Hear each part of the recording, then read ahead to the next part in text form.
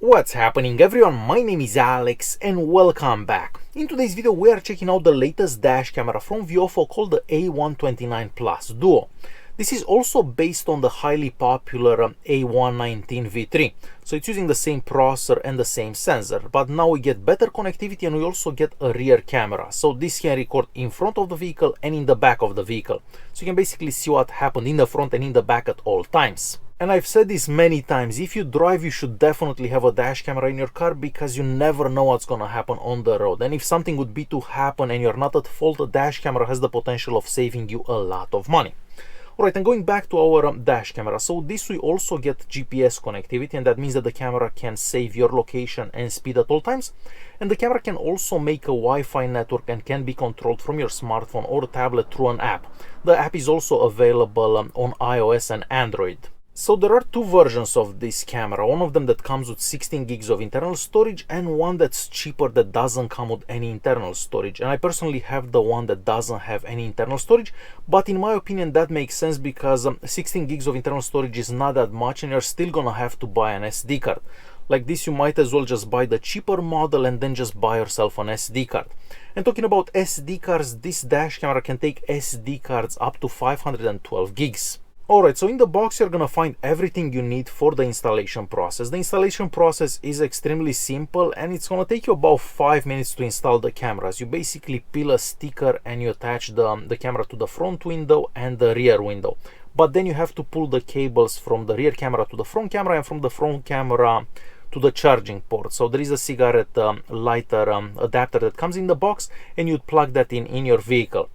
So basically every time you turn on the car, the camera will start recording, and whenever you turn off the car, the camera will stop recording. But you will find absolutely everything you need for the installation process in the box, including the user manual.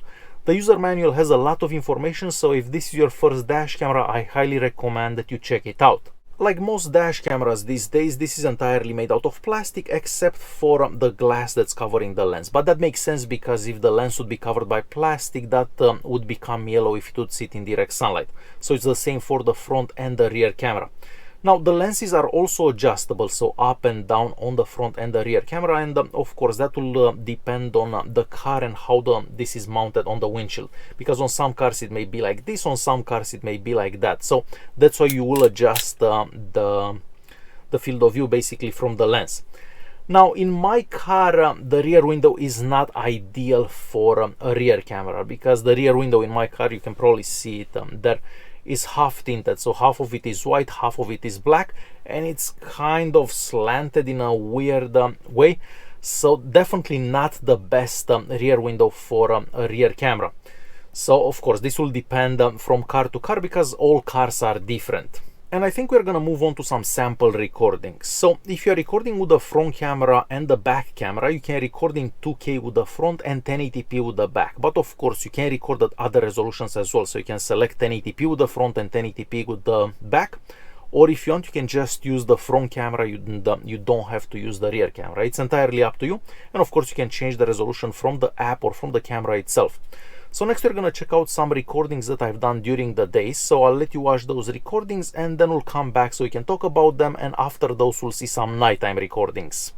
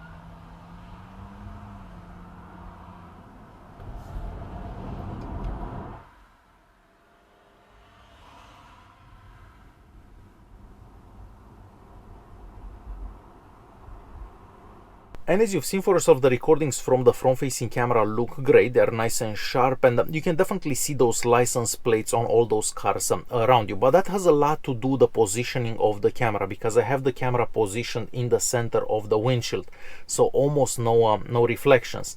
For the rear camera, there is a lot of reflection happening, and as I said earlier, the rear window in my car is kind of slanted in a weird way, so definitely not the best positioning for a rear camera in my car, at least.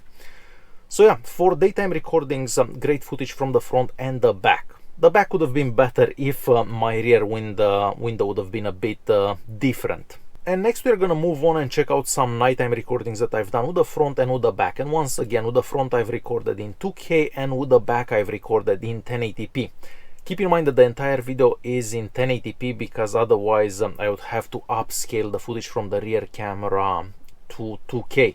So basically all the 2K recordings that you're seeing from this camera were actually downscaled to 1080p, but that was the only thing that I could do. So let's check out those nighttime recordings, and I will be right back.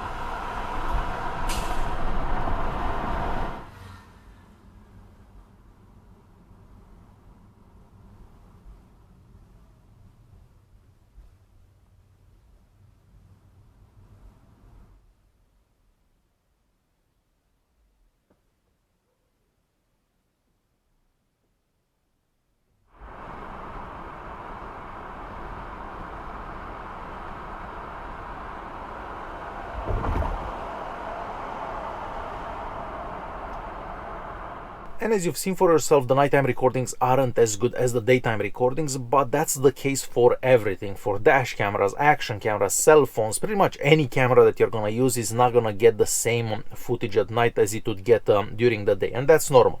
But you can still see the license plates on those cars around you, but it really depends how the lights reflect in those license plates and so on, because in some situations you can see them better, in some you can't really see them that well. So it depends a lot how the lights reflect in those the license plates basically. But you can still see what's happening in the front and in the back of your car. Alright, then we're moving back to our dash camera. So on the back we have the screen and a few buttons, and from those buttons you can basically access and change all the settings for the camera. Now, as I mentioned earlier, we also have an app for this camera, so you can make a Wi-Fi network. The camera can make a Wi-Fi network. You connect to that Wi-Fi network with your smartphone. Of course, you need to install that app on your smartphone, but then you can change all the settings right from your smartphone, so you don't actually have to do anything from the camera if you don't want to. Now, with the dash camera, ideally you'd set it up the first time and then you kind of forget about it, because it starts by itself, it stops by itself, and so on. We also have that feature where the camera will save a particular recording depending on what's happening in the car. So if you brake suddenly, or if you accelerate suddenly, or if the car moves suddenly, so let's imagine that you got into an accident, the camera will save that particular recording and it will lock it so it doesn't get overwritten by other files, the future files basically. Now, it depends how big your SD card is. If you have like a 512 gig SD card, it will be a long time till the camera actually has to overwrite older files. So it depends on the SD card and of course the settings that you have. There is also a parking monitor feature, but if you want to use that, the camera has to be on at all times. So you may want to hardwire the camera to your car's battery so the camera can actually stay on, because in most cars, whenever you turn off the engine, the camera will be off. So the parking monitor, there is like a motion detection and the camera can record whenever something happens around the car. So that could come in handy depending where you live. If you're like me and you keep the car in the garage at all times, it may not be that useful. But again, if you park the car somewhere in a public parking lot, you never know who drives around the car or what people do around your car. So that could also come in handy. So of course, a feature like that is also available. So yeah, like most premium dash cameras, this has everything you need. Recording in the front of the vehicle, recordings in the back of the vehicle, GPS, Wi-Fi connectivity, but ideally you just mount this on your windshield and you kind of forget about it till something happens, and hopefully nothing ever happens and you never have to look at it. But if it happens, at least you have all that footage saved. Alright guys, if you do have any questions about this camera, definitely feel free to leave a comment down below and I'll try to answer. Hopefully you enjoyed the video. Don't forget to press that like button, don't forget to subscribe, and I'll see you guys in the next one. Thanks for watching.